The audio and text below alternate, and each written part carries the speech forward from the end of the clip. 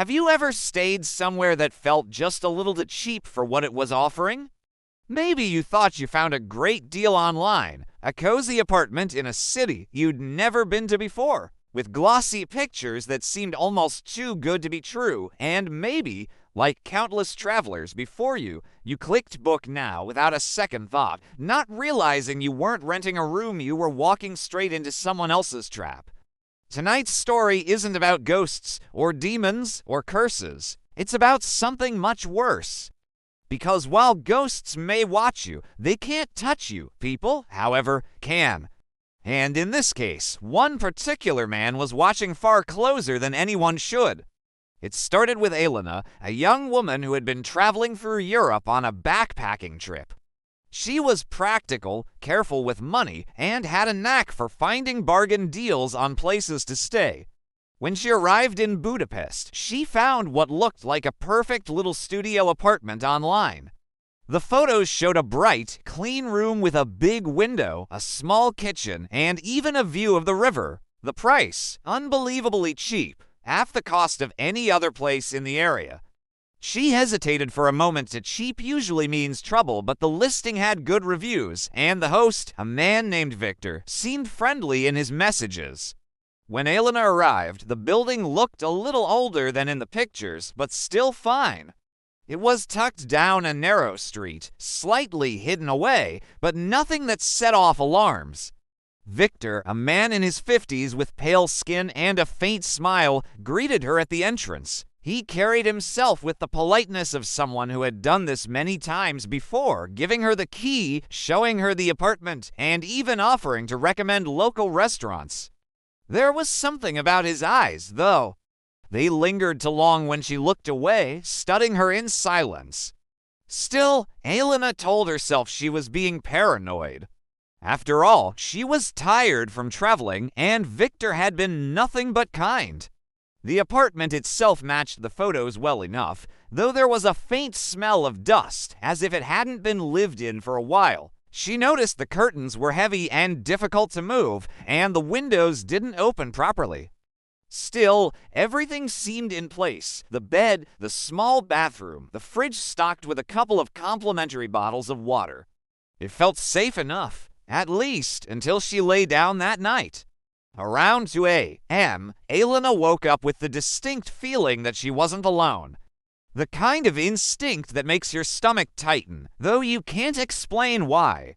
She sat up, straining her ears, nothing but the distant hum of the city outside.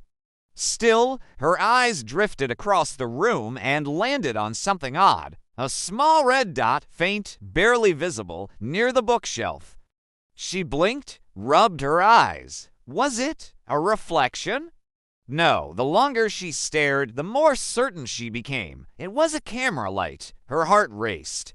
She got up slowly, walked toward it, and there it was, a tiny lens hidden behind a stack of old books.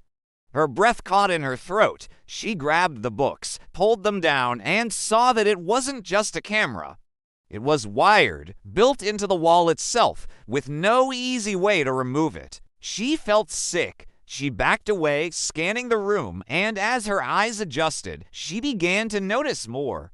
Another tiny dot near the lamp, another near the kitchen, and one, horrifyingly, pointing directly at the bed. Panic set in. She picked up her phone to call someone, but realized there was no signal. Not a single bar. She hadn't noticed before, but now it made sense. The building was older, the walls thick, or maybe it wasn't the walls. Maybe it was intentional. Her first instinct was to leave. She grabbed her bag, shoved her things inside, and went straight to the door. The lock turned easily enough, but when she tried to open it, it wouldn't budge. She twisted, shoved, pulled, but the door didn't move an inch. Almost as if something on the other side was holding it shut. Her chest tightened. She tried harder, banging, calling out. No answer. She backed away, her mind racing. That's when she heard it, a faint creak above her. She froze. Slowly, her eyes moved upward, toward the ceiling. And that's when she noticed it, the vent. just above the bed with slats wide enough to see through. At first it looked like nothing, just a dark opening. But then, as she stared, she realized she wasn't looking into empty space. She was looking into eyes. Someone was up there, watching her through the vent. She screamed and stumbled back, her bag falling to the floor. The eyes disappeared instantly, and she heard scurrying footsteps moving quickly through the ceiling as if crawling through hidden passageways. The sound moved from above her bed to the corner of the apartment, then vanished. Elena's breath was coming fast now. She rushed to the window, tried to open it, but the handle broke in her hand. She tried the bathroom window painted shut. She was trapped. And somewhere, in the walls or the ceiling, Victor or whoever else was there was moving. She grabbed the heaviest object she could find, a metal lamp, and held it like a weapon. The apartment was silent again, but she knew she wasn't alone. Every shadow seemed to shift, every creak of the floor made her spin around. And then, softly, a voice came through the vent, a whisper, calm, deliberate. You shouldn't have touched the books. Her blood ran cold.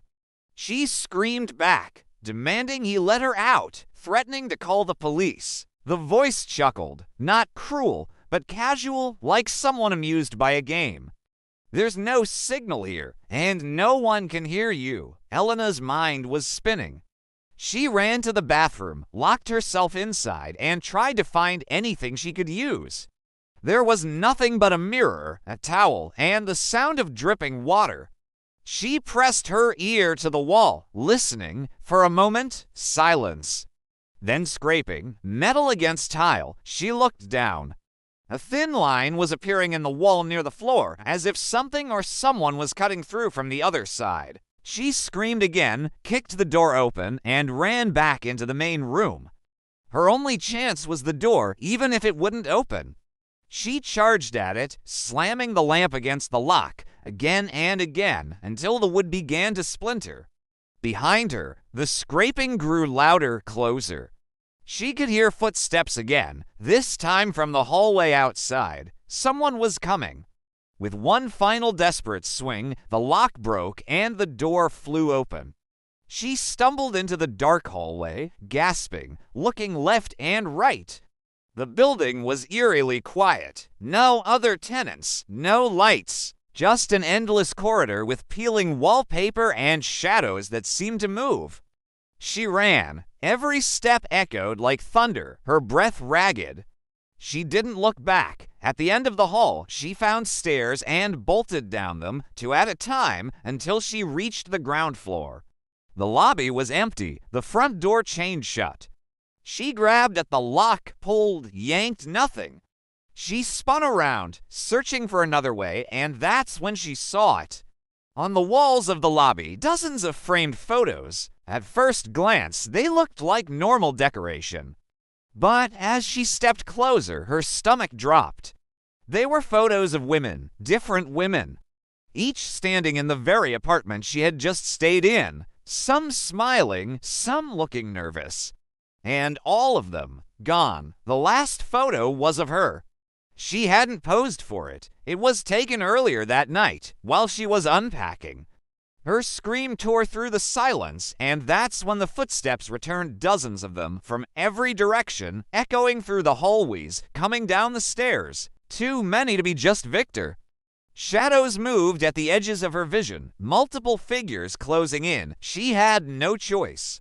She grabbed a chair, smashed it against the window, and hurled herself through the glass. She hit the cold pavement outside, cutting her arms and legs, but she didn't stop. She ran down the narrow street, barefoot, bleeding, until she reached the main road. A passing car slowed as she waved frantically, and she climbed in, screaming at the driver to go. The police searched the building later that night. What they found was worse than anyone expected. Hidden passages behind the walls, crawl spaces above the ceilings. Dozens of cameras wired to a locked room in the basement, where Victor had been living. The walls were covered with monitors, each screen showing a different apartment because Elena's wasn't the only one. The entire building had been converted into a twisted maze of surveillance. And in the basement, they found something else. Rooms, small, windowless with chains on the walls. Some still fresh with signs of life, others not. Victor was never caught. By the time the police arrived, he was gone, vanished into the night. Some say he had help that the other footsteps Elena heard weren't echoes, but other watchers, people who had been part of his sick network. To this day, travelers report seeing cheap listings pop up in different cities, always too good to be true, always hosted by someone with a faint smile and pale skin. And if you look closely, sometimes the reviews don't sound real, sometimes they sound like bait. So next time you book a room, ask yourself, why is it so cheap? Why are the windows painted shut? And if you ever see a faint red light in the dark, pray it's just a reflection.